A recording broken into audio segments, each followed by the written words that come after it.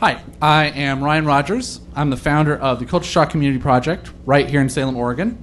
And it is, thank you, a nonprofit organization dedicated to instigating a vibrant, engaged, and cross-cultural community. And are we going? No. I've got it all timed out. That's why I got a script. Also, the light's shining right at me, so I can't read the script, so that'll be interesting. Oh, okay, here we go.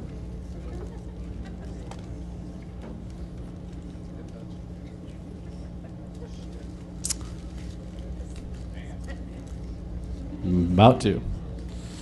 Dance, thank you. What did Samuel Johnson say?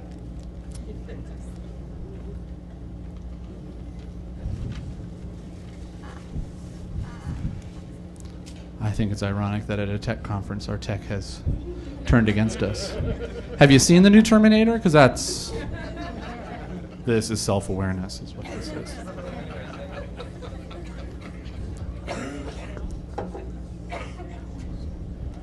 Yep. Folks, I'm here to talk about trouble. Yes, trouble right here in River City.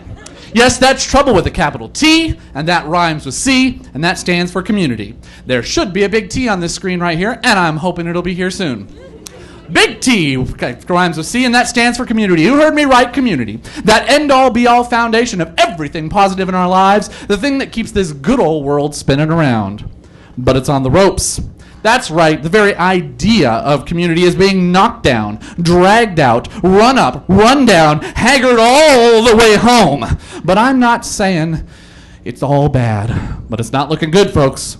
The truth is, we live in a very, very self-involved world. Self-interested, polarized, divided, separated, disconnected, disjected, conflicted, and you get the point. Robert Putnam dotted the I on this one in his seminal work, Bowling Alone. But you don't need that. It's just getting worse, folks.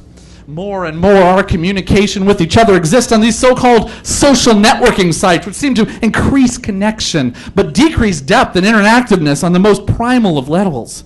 But it does increase our sense of self-importance. In other words, sorry guys, to hell with Twitter.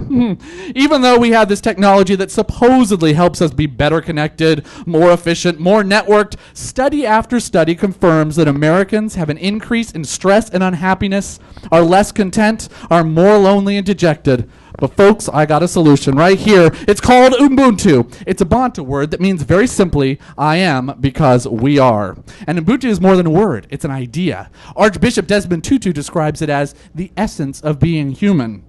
He says Ubuntu speaks particularly about the fact that you cannot exist as a human in isolation. A person with Ubuntu is open and available to others, affirming of others, does not feel threatened that others, and knows that he belongs to a greater whole.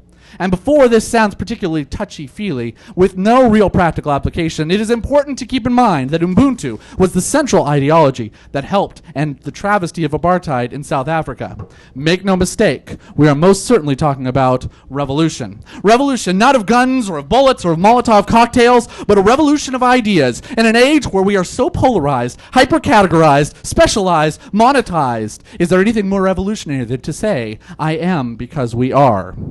But you good citizens here of River City are here, I say, here to solve a problem. And like any good consumers, you don't want pretty words and fancy ideals. You want results with a capital R. And I'm here to tell you that Ubuntu is your e-ticket.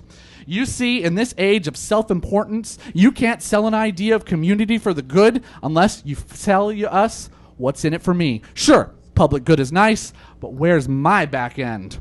So, I am going to tell you what the phrase I am because we are means. It doesn't say we are because I am. This handy-dandy little Ubuntu idea actually does not recognize, but emphasizes the I in team. In other words, it slices and it dices.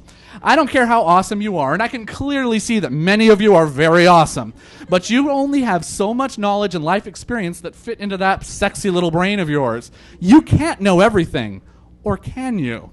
See, together, we are really more than the sum of our parts.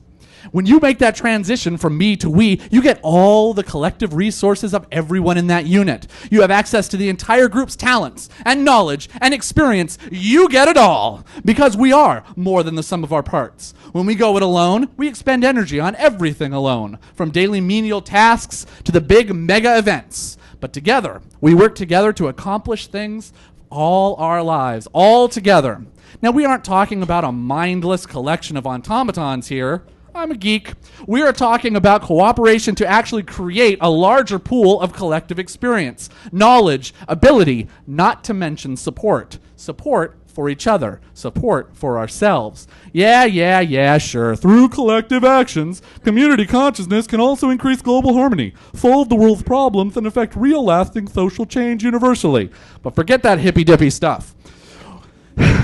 We call those positive side effects. No, the real selling point in this day and age of Ubuntu is that we just shut off our crackberries and our my faces and start really coming together in a significant way that affects all our lives. We will come together and be stronger, more powerful, more productive, happier, healthier, and all the more enjoyable. Because I am, and you are, wholly and completely, solely, my fellow citizens of River City, solely because we are. And my friends, there ain't nothing wrong with that. Thank you.